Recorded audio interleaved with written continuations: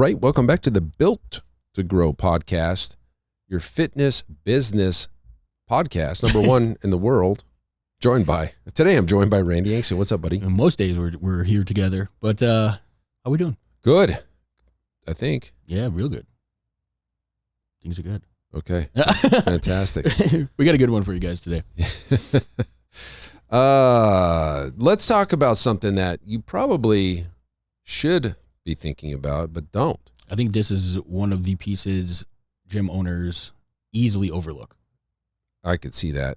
And it's weird because, like, this is the thing you're selling. So what, when somebody signs up for when they walk in, they want a result, right? But the delivery of your product is what they're buying, right? They're buying the opportunity for a result through the product. Okay. So, like, if you think about it that way, it's like, okay, that makes sense. The product is your training program, whether or not it's large group, small group, private, semi-private, whatever you want to call what you're offering. That's the delivery of the product that then gets the client the result. The kicker to this whole thing is you focus on your marketing. You focused on, the sales process, the way your gym's set up, the music. You really put a lot of attention into a lot of those things. Branding, the color of your website. Yeah. You pay a lot of attention there. But I'd argue that many gyms overlook the most important product that you sell, and that's the programming and the delivery systems of your training program. Correct. So why do I say this? Why do I know that? Because on this episode that you're listening, you're in your car right now, some percentage of you gym owners right now let your coaches create the programs. Mm-hmm. Okay. That right there tells me that you overlook it because you can't really control the product if multiple trainers in your gym, fitness coaches, are programming for the clientele. If it's not coming, what we call top down from the gym, be it the fitness director, the owner, or a lead coach that is programming for the entire facility, then you're overlooking it. Yeah. You're also overlooking it if you let your coaches have a stable of clients that only they train. You're also overlooking your delivery systems. Because the problem when that happens is when that coach wants to go on. What you're trying to prevent when you're running your gym is you're trying to prevent the client thinking that the results are coming from the coach is the coach. You want the results in your client's eyes to be coming from the gym. Correct. The coach is facilitating the gym's programming. The coach is facilitating the training program, the training service. They don't create it. They don't make it up. They don't have their own stable of clients. It's top down. It's systematized.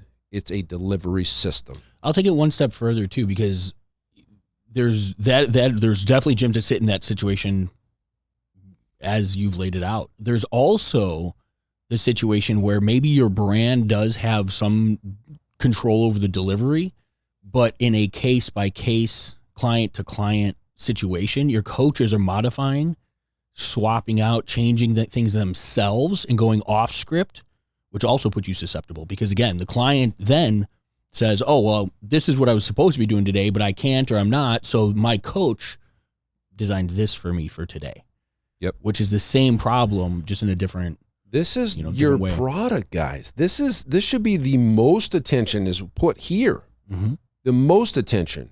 And it's the most overlooked. Now, I will give you a great example of a gym that does it or used to do it this way very, very well. It was one of our Iron Circle members, Jerry and Casey Washek. I will tell you guys, from a large group training gym style program, they had it freaking nailed. They had specific playlists tied to the specific movements in their workouts. Okay. That's intentionality. As a coach, you go in, you're running the workout Z today, and Z's playlist is 5. And you have to play that playlist because of what they did was they looked at the beats per minute within the recording of the audio playlist, and they tied it to the warm up into this whatever Metcon into the tempo. Mm-hmm. Now, Jerry and Casey, they were very specific, right? Very intentional on that, and I thought that was very impressive, especially coming from a large group training gym. Yeah. Now they've since moved on into semi-private and doing some other things, but I bet at their large group training gym still, their facility, the Fit in 42 stuff, I bet that's still a very big piece of it. Absolutely. And the coaches weren't allowed to change the music. Like, what? Yeah. That's fantastic. But that's the right way. That's control of the brand. And a lot of it, I think the big fear for gym owners when like the control component is like you want to set up, this is who my brand is, this is all of it, but I don't want it to be sterile. I don't want it to be like going into a doctor's office or well, the success of a business comes from systems and have like the cogs in the machine, right? Your training, your coaching staff, they shouldn't be changing how it is you deliver your product. They should be the ones that are in fulfillment, delivering what it is your brand brings to the table. Large groups are really hard, when it's global programming and, there's no real true program like path for clients to come in. It's just hot, sweaty bodies today. Yeah. Right. And so that's why obviously I would say large group probably has more people in control of like what today's workout is in those types of facilities than a semi-private or one-on-one hopefully would be. But either way, I mean, the one thing that I want to emphasize here is like the system that we have in place to deliver our programming, semi-private pro, when somebody comes in and the modification to that workout has to happen, the coach modifies the client score, not the workouts themselves. And that goes back to what I was saying before about like, it's not the coach that's responsible for swapping out the workout to get them to do something different that they can or should. They go back to the system that's in place. They put the input that they're responsible for, and it's the client's score. The programming is then done for them as well. Automatically. And so the 100% of the result, the control of the programming still lies on the brand and the business, not the coach. All they're doing is modifying the progressions and regressions on the client's ability today. Correct. Our coaches are responsible for providing a great session, not getting anybody hurt, high fives and chest bumps. Let's go have a great workout today. Maybe listening to one of the clients' stories or something, or make it a joke or something. That's their job. Laugh, have a good time, make it fun. But the program, the workout itself, it's all driven top down specifically. And, the gyms that are listening right now, like, oh my God, it's because that's the hardest thing to solve. That's why either the gym owner is too busy, they can't focus on it, so they just offload it to the coaching team, handle it. They don't really look at it that close. Or the opposite is true, where the gym owner is so hands-on, like they can't do anything else but program. Yeah. And it's the other way. It's like you're probably not the best use of your time there either. So it's a lack of a system. Yeah. So the system solves all. Guys, if you run a semi-private training gym, you need to look at semi-private pro. It's like designed specifically to solve all of these problems. We did an episode a couple episodes back with Zach on here, and we were kind of talking about all of the things we didn't realize it did when we created it. Sure. It's doing all of these things, and it's doing it better than we could ever imagine. And it solves all these problems. When a coach leaves, because the coaches leave. Look, guys, I mean, in this industry, you have a coach for a year, 2 years, 3 years. That's pretty good. Yeah. I mean, this is what it is. Like, that's just the nature of this industry.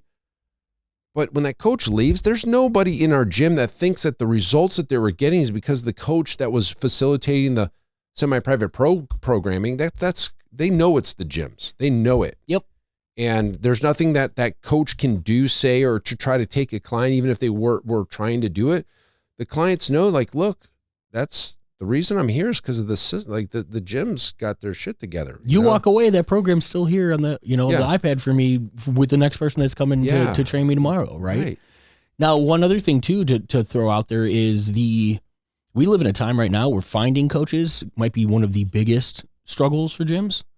how about we don't have to, like with a system in place like Semi-Private Pro, you don't have to. The reason that you're looking for CSCS with distinction and all of these certifications for the overqualified coach, those people need to be running their own damn gym and doing their own programming, not bringing them in to work underneath your brand and doing yours, right? So what it does is it opens up your hiring pool to bring in the right kind of person, train them on your systems to implement what you guys bring to the table. Now you can put anybody in, almost anybody in those seats. That's the right individual. They don't need the certifications and the years and years and years of education that got them to be able to deliver that product. Right. And I think we're seeing that even greater now is as it's gotten more difficult to hire and find good qualified clients. Coaches.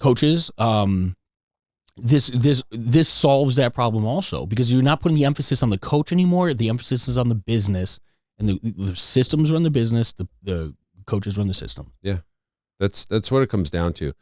So you need to think about the way your gym's laid out. What happens when a client comes in to start the workout? What the dynamic warm up looks like? What block A, B, and C look like? What your Metcon looks like? How much equipment you have?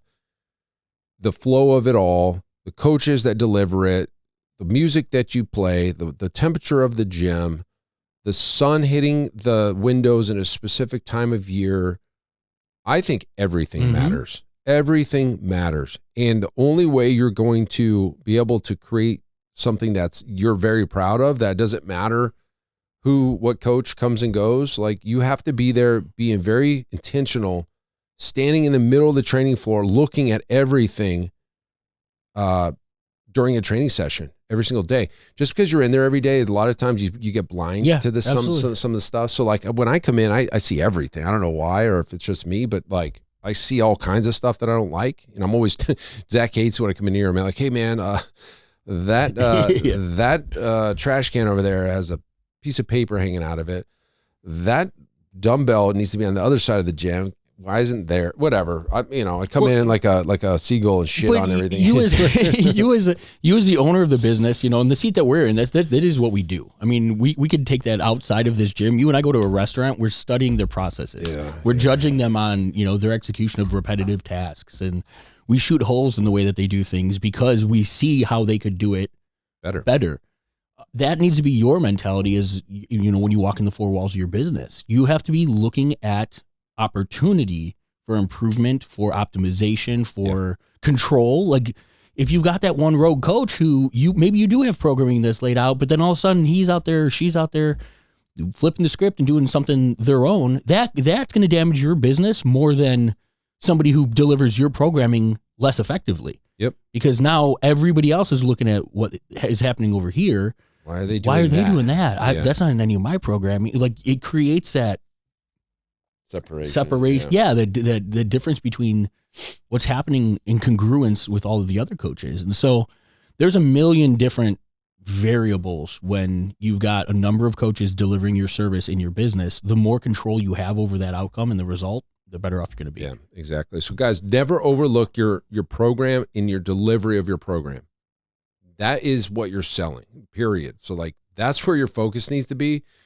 If you're losing clients, if your retention sucks, if you can't, like all of the things that like are a result of bad experience can be solved with you just focusing on fixing that first before. That's what Built to Grow, the foundation of your business is all about. Like that's what we talk about. Go fix that. Put your time and attention in there.